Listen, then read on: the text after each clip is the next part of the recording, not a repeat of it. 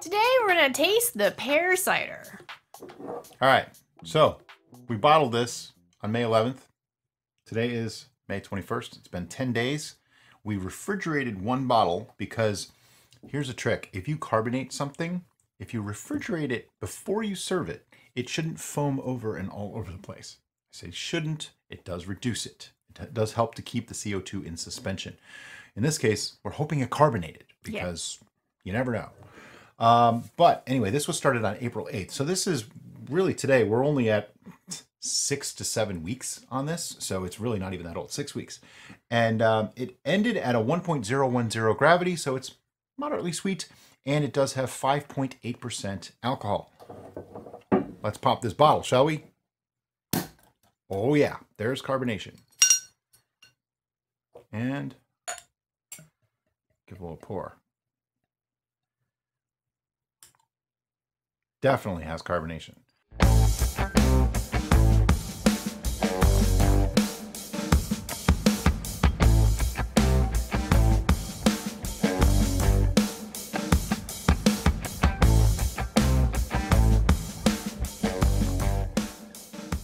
All right. First, it carbonated. Yay! Yay! Second, that is some clear stuff right there. It's really pretty. Yep, it has a great color. Even on the smell. I need to stop saying it's really pretty. I'm not one of those type of girls that uses the term, oh, it's pretty, very often. I mean... No, just when she's talking about meads and ciders. So when I say it's really pretty, it means that it is incredibly aesthetically pleasing. It's a great color. It looks like a cider or a light beer, okay? On the smell, it actually smells a lot like a beer. I'm getting pear. Okay. Fruity beer. You ready for a short sip? No, wait. I'm not getting the foot smell as much. No. I think the cold might have helped that too, but it did age a little bit more. You know, it's a couple weeks. All right, short sip.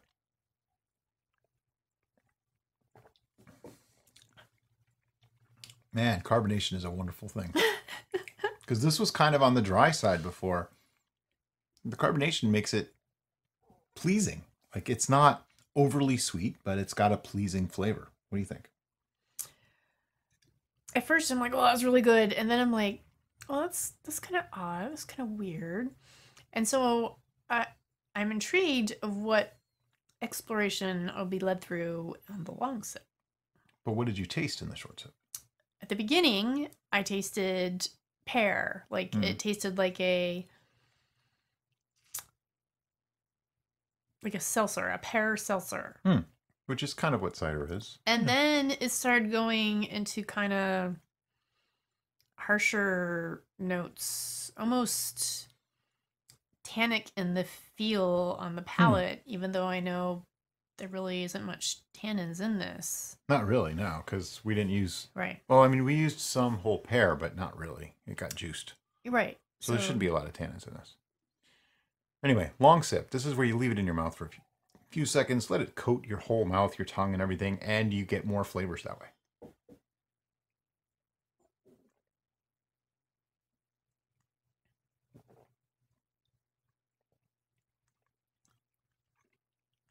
Now, that being able to travel with the beverage with it still in my mouth before cutting it off short and just swallowing it allowed me to appreciate it more. And it actually reminded me of some lambics that we've tried. Yeah.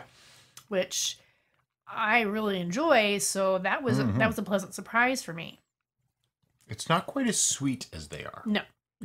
It does, to me, what this tastes like, I keep saying beer, but it does have a little bit of a malty taste to me.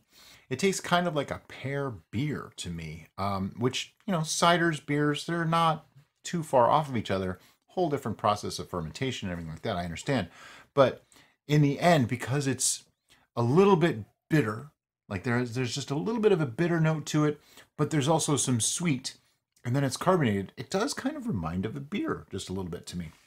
I'm not saying it's a bad thing. I actually like it. This is light, crisp, and refreshing. This is actually really nice. I could see that comparison. Normally when I think of beers. I think of the grainy notes that you get in beer. Okay. And I'm not getting any of Oh, that no. in this. But then when I think about the lambic beers, They're more fruit. they're more fruit forward and have very little of those Yep. grainy notes. So Yeah, I don't get And the that grainy notes. I get like the aspect. malty aspect, like the richness and fullness of it right. comes through, which Right. is surprising because this was kind of watery and light. Yeah, it last is. time we It tasted is it. heartier in flavor than what you would anticipate. Oh yeah, Uh, I like it. but not in a negative way. It's just it's more I'm having more. detailed, more layers, more depth. Would you like some more? Yeah, you do. Everybody needs more at 11 o'clock in the morning before you've eaten anything. So what was the ABV on this again? 5.8. Oh, 5.8. Okay. So it's got a reasonable amount of alcohol in it, not Yeah. super high. It's like median range for a cider or a beer type of thing. I think this would be great. You're just hanging out in the backyard, maybe a picnic or a barbecue style meal, and you're just enjoying something refreshing. Yeah. This is a summertime drink that you could drink year round. Yeah. As far as cooking with it, not so much. I mean, I could see putting this into like a stew or like a corned beef and cabbage kind of thing. Treat it like a beer that way, but not necessarily for cooking. Yeah. As far as what to drink it with, yeah, like she said, outdoor grilled food, barbecue, picnic Saturday kind of things in the park. I mean, it covers all of that. But at the same token, it could go really well with almost anything because it's just got a little bit of a fruity flavor, but it's very neutral at the same time. Yeah, It doesn't have a leaning towards any one thing. And I think the lack of sweetness makes it appear even more neutral, if that makes any more sense. Because it's not overly sweet. It doesn't detract from it. Because it has those fruit notes, but not the sweet fruit notes. So it's more like The essence of the fruit. yeah. It's Eau de pear.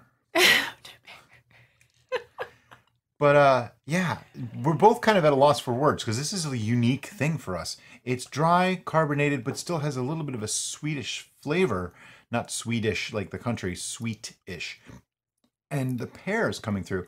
I like this better than apple cider.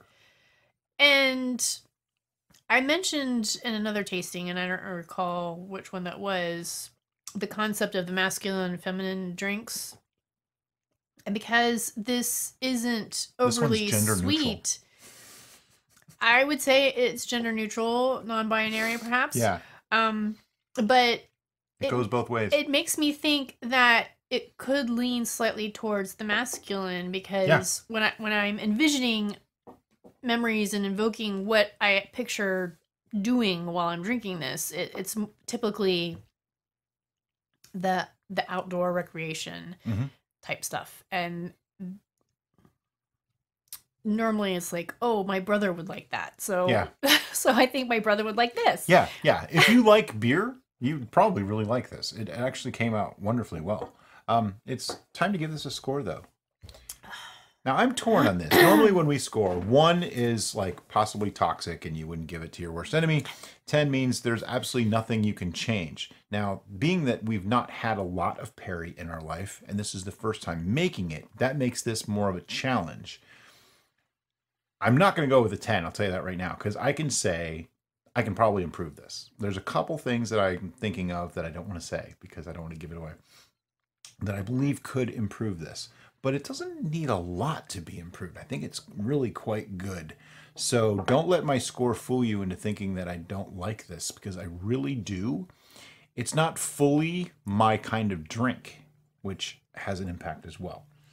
I think as far as improvements on this, instead of being a better version of this, it seems more like variations on a theme. Yeah. So, like, there could be this version of this. There could be a sweeter version of this. There could be a spiced version of this. Yeah, There could be there's a a lot more of things you can do. pear-forward version of this. And you may see some of those. But this, on its own merits, I think, is still a worthwhile beverage. Absolutely. So that is complicating my number finding even further. You can go half points. Are you ready? Sure. I got a number. You ready? You sure? You can think about it more if you need to. I can always cut that out while you're thinking. It's fine. Play the Jeopardy music or something. Careful, we'll get copyright strikes for that.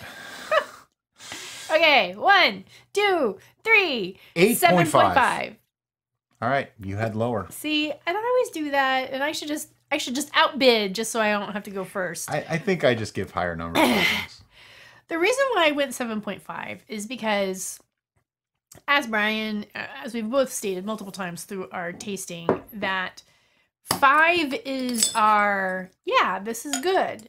And so, to me, it's just varying degrees of how much better than good is it beyond 5. So I went to 7.5 because that seemed midway between it's good to it's the most fantastic thing ever.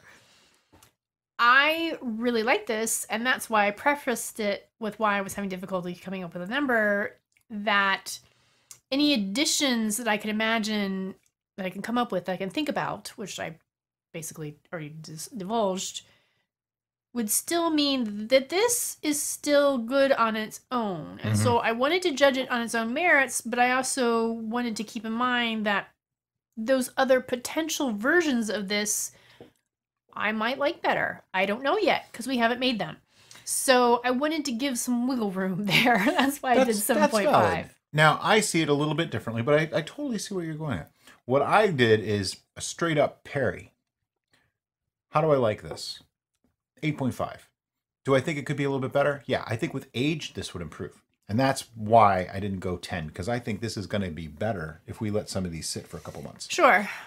To me, if I was to add any spices to this, it's now a spiced Perry. It's a different beverage now. Right. So it requires its own scoring system. And that's why I was doing the variations on a theme thing. Yep. Yeah. So we're kind of saying a similar idea. Yeah. I just think that maybe I score a little bit higher than you on everything. Well, I tried to recall if I'd ever had a Perry before, and I believe I have. You have. And I believe it was at the Renaissance Fair. Now. Oh yeah, and it was horrible. It was. The it selections was bad. at the Renaissance Fair Our Renaissance Fair. Some people say they have great meads and ciders at theirs. are sometimes lackluster at best. And They don't know what they're talking about. that's just Ren life, so what are you going to do? But they had 2 ciders. One was the apple, one was the pear. And so I'm like, oh, I want to try something different. I'll try the pear. And I remember it being not quite right. And I remember being hot and exhausted and wanting something to make that go away. And it wasn't filling the bill. Where this... Yeah. If I was hot and exhausted and I drank this, I think I'd be a very happy person. So, You also had one in engine number 9. did they have a pear? One time you did. Because I remember it. I remember tasting it. So you've had at least 2. And that was being paired with gourmet hamburgers. So, Yeah. was that a fair judgment? Probably not. So, short of comparing this to Ren Fair ciders and meads, which obviously this is far superior from our Ren Fairs. Don't get me wrong. I enjoy having cider and mead at the Ren Fair just because that's what you do when you're there, but they're usually not very good. I like this, and I'm already seeing ways that we can augment this and make a different recipe that I think would work really well. And next time, we'll skip the fruit and go with juice. Yeah. By the way, if you like this video, look up. There's another one up there. You might like that one too.